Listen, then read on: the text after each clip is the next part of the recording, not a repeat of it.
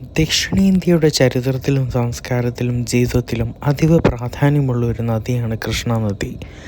പശ്ചിമഘട്ടത്തിലെ മഹാബലേശ്വരത്തിൽ നിന്ന് ഉത്ഭവിക്കുന്ന ഈ നദി ആന്ധ്രാപ്രദേശ്, തെലങ്കാന, മഹാരാഷ്ട്ര, കർണാടക എന്നീ സംസ്ഥാനങ്ങളിലൂടെ ഒഴുകിയ ശേഷം ബംഗാൾ ഉൾക്കടലിലേക്ക് ചെന്ന് ചേരുന്നു. ഏകദേശം 1400 കിലോമീറ്ററിലധികം നീളമുള്ള കൃഷ്ണാനദി ദക്ഷിണേന്ത്യയിലെ ഏറ്റവും ദൈർഘ്യമേറിയ നദികളിൽ ഒന്നാണ്. ആന്ധ്രാപ്രദേശിൻ്റെ ഹൃദയഭാഗത്തു കൂടിയാണ് കൃഷ്ണാനദി ഒഴുകുന്നത്. ഈ നദി സംസ്ഥാനത്തിൻ്റെ കൃഷിക്കും കുടിവെള്ള ആവശ്യങ്ങൾക്കുമുള്ള പ്രധാന ആശ്രയമാണ്.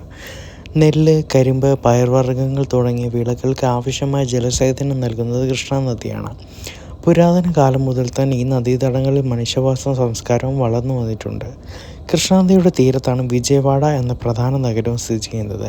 ഈ നഗരത്തെ കൃഷ്ണാനദി 2 ഭാഗങ്ങളായി വിഭജിക്കുന്നത് പോലെ തോന്നുമെങ്കിലും അതിനെ ബന്ധിപ്പിക്കുന്ന മഹത്തായ ഒരു നിർമ്മിതിയാണ് വിജയവാഡയും സമീപ പ്രദേശമായ ഗുണ്ടൂരിനെയും തമ്മിൽ ബന്ധിപ്പിക്കുന്ന പ്രകാശം ബാരേജ്.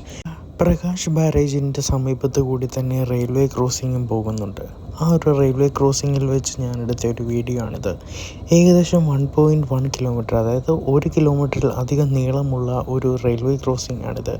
കൃഷ്ണാനദിക്ക് കുറുകെയുള്ള റെയിൽവേ ക്രോസിംഗ് ആണ്. കൃഷ്ണാനദിയുടെ നീണ്ടു കിടക്കുന്ന കാഴ്ച നമുക്ക് നല്ല രീതിയിൽ കാണാൻ പറ്റും. ഈ സമയത്ത് വെള്ളം കുറവായിക്കൊണ്ടാണ് ഇങ്ങനെ, അല്ലെങ്കിൽ ഇത് കൃഷ്ണാനദി ഫുൾ നിറഞ്ഞു നിൽക്കുന്നതായിട്ടുള്ള വ്യൂ ആണ് നമുക്ക് കാണാൻ പറ്റുന്നത്.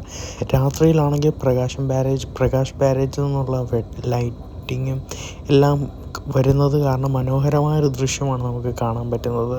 പകൽ അത്രയും നമുക്ക് തോന്നൂല, എന്നാലും വളരെ മനോഹരമായിട്ടുള്ള, ഞാൻ ആദ്യമായിട്ട് ഇത്രയും ലെങ്ത്തിൽ, ഇത്രയും വിഡ്ത്തിലുള്ളൊരു നദി തന്നെ എൻ്റെ ജീവിതത്തിൽ കാണുന്നത്. നമ്മുടെ നാട്ടിലെ നദികളെ കൂട്ടില്ല, ഇത് ഭയങ്കര, നമ്മുടെ നാട്ടിലെ നദികളൊരു 3-4 സെറ്റ് വെച്ചാലാണ് ഇത്രയും ഒരു വീതിയൊക്കെ വരുന്നത്.